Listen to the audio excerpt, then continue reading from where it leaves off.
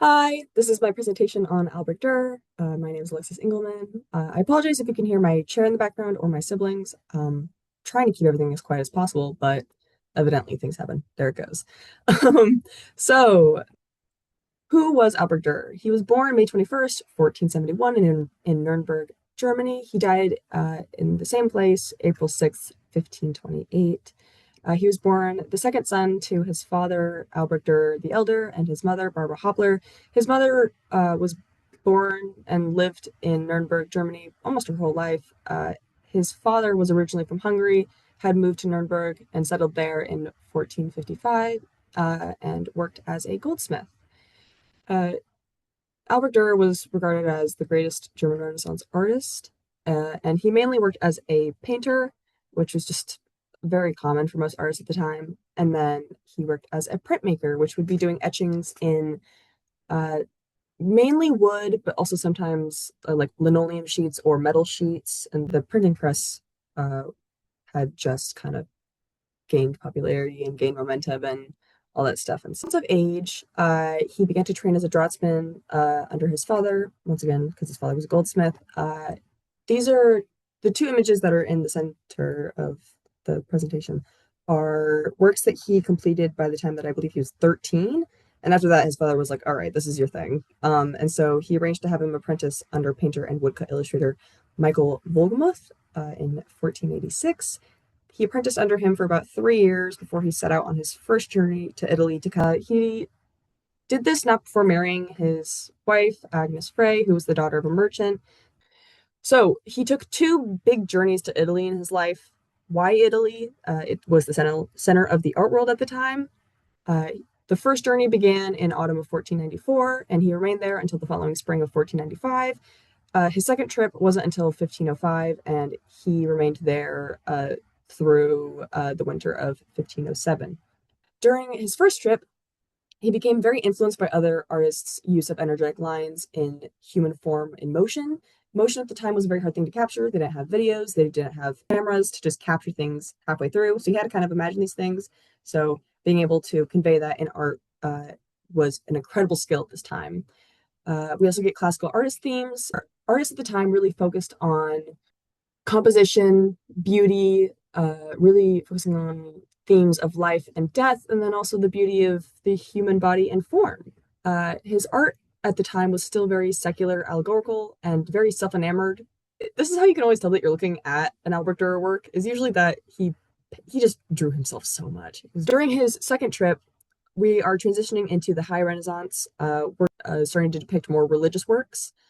His attention to small details is honed in on, and then he's completing his compositions and art much quicker, going from taking, about a year to just do a drawing to completing etchings in 5 days. It's absolutely insane. Then we also see him hone in on his use of techniques, compositions, like placing objects in the picture frame. And then also we see him play a lot with color palettes, a little bit touched on during the Renaissance, but not so much until later art periods. So this is some of his earliest work during his first journey to Italy. Awesome. But this is after his second journey to Italy. So we can see that his use of warmer colors, much more prominent. Even just the texture of clothing and things is a lot more present. Um, he's just paying a lot more attention, is what it feels like, and doing things with much more purpose. These are some of his master engravings. So this is before his final trip to the Netherlands, which was much later in his life. He completed this series. These are all etchings. The use of lighting, line, texture, it's phenomenal. And I just took a printmaking class, and seeing this, oh my God, I can't even imagine doing it myself.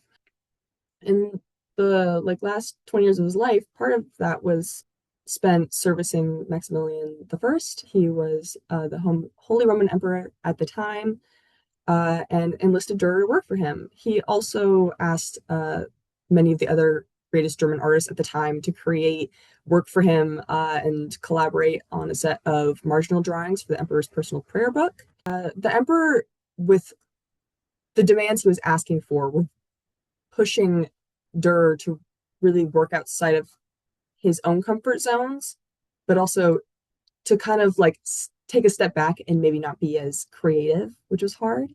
But this also really demonstrated his mastery of his medium, that he could translate it into any context, whether it was personal or not. And then in his final years, yes, like I said earlier, he journeyed to the Netherlands in 1520 with his wife, finally. I guess this is the first time they actually went on a trip together. And here he met a ton of new artists that continued to keep him inspired, and he kept up with a lot of old ones. I know that he was in connection with the leaders of the Netherlands School of Painters, and so I'm sure that they talked back and forth a lot. In 1521, he returned home, and that's when his health began to decline. In his final years, he devoted a lot of his writings and illustrations to more theoretical and scientific themes. Uh, but I still think that a lot of his later drawings held up in comparison to his work from when he was younger. Uh, he died in 1528. He was buried in the churchyard of Johanneskirche in Nuremberg, and overall, he was considered to be the most impressive and influential German artist due to the number of pupils and imitators that he had. He would take inspiration from the compositions or posings of other artists and use that to kind of analyze and rework his own art. His work inspired a lot of other artists to kind of focus on experimenting within your own skill set. And yeah, I think it's really awesome. This final uh, drawing is actually another self-portrait of his that was done, I believe, in like the last 2 years of his life. But yeah, that's Albert Durer. So yeah.